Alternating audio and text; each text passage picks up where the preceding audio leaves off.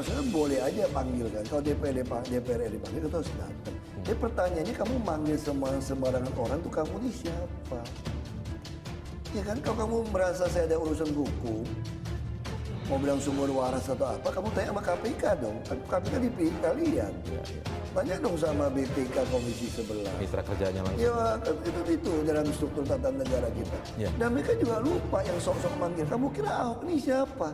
Oh ini mantan DPR RI, bos.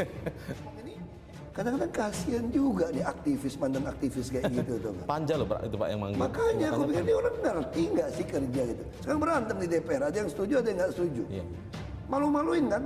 Saudara, selain itu saya ingin menyampaikan bahwa kedudukan DPR dan pemerintah ini sejajar. Oleh sebab itu, kita harus bersama bersikap sejajar, saling menerangkan, saling berargumen, tidak boleh ada yang satu menuding yang lain seperti polisi memeriksa copet. Bahwa ada aliran dana mencurigakan atau tidak wajar yang totalnya ini mencapai hingga 300 triliun rupiah. Coba bayangkan, luar biasa sekali kan? Ya, saat ini publik memang sedang ramai membicarakan harta para pejabat, khususnya pejabat di bawah Kementerian Keuangan yang diduga tidak sesuai dengan LHKPN. Anggota Komisi 3 DPR jadi tersangka korupsi oleh KPK. Anggota Komisi 3 DPR RI fraksi Nasdem, Eri Egani Ban Bahat, ditetapkan sebagai tersangka kasus dugaan korupsi oleh Komisi Pemberantasan Korupsi KPK. Ketua Komisi 3 DPR RI Bambang Wuryanto mengaku telah mendapatkan laporan soal anggotanya itu. Tentu sebagai Ketua Komisi 3, saya dilapori, tetapi ketika dilapori posisinya sudah menjadi tersangka, kata Bambang Pacul. Sapaan kadipnya di Kompleks Parlemen Senayan, Jakarta, Selasa 28 Maret 2023. Bambang Pacul turun menyatakan keprihatinannya terhadap anggota Komisi 3 DPR yang terjerat kasus dugaan korupsi. Apa yang bisa kita lihat lakukan? Yang pasti prihatin melihat sahabat di Komisi 3 terkena persoalan hukum. Hal ini hanya bisa diungkapkan dengan keprihatinannya, ujarnya. Bambang Pacul menyerahkan sepenuhnya kasus juga korupsi yang menjabat Eri Egani Ban Bahat kepada aparat penegak hukum untuk memprosesnya. Kita berduka untuk itu, tapi kita juga tidak bisa apa-apa karena pasal 1 Undang-Undang 45 yang isinya negara kita.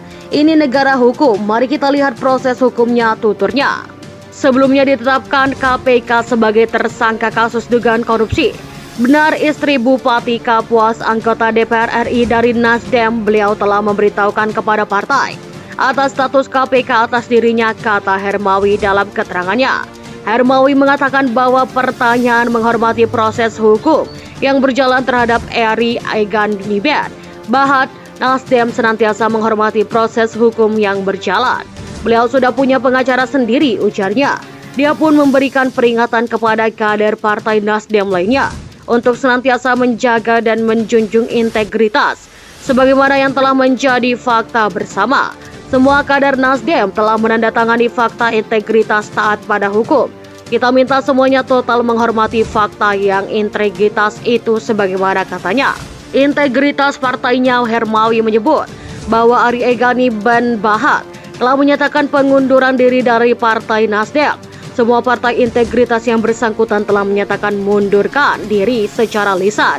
Suratnya menyusul, kata Hermawi.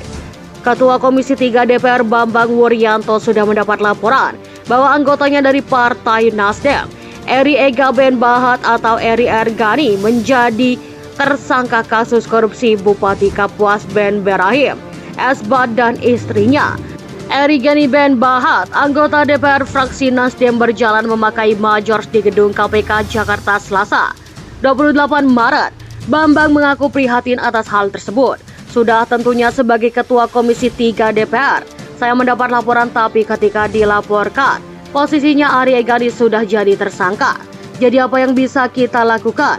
Ya, kita prihatin melihat sahabat di Komisi 3 kena masalah hukum, tutur Bambang pada Selasa 28 Maret di Kompleks Parlemen Senayan, Jakarta.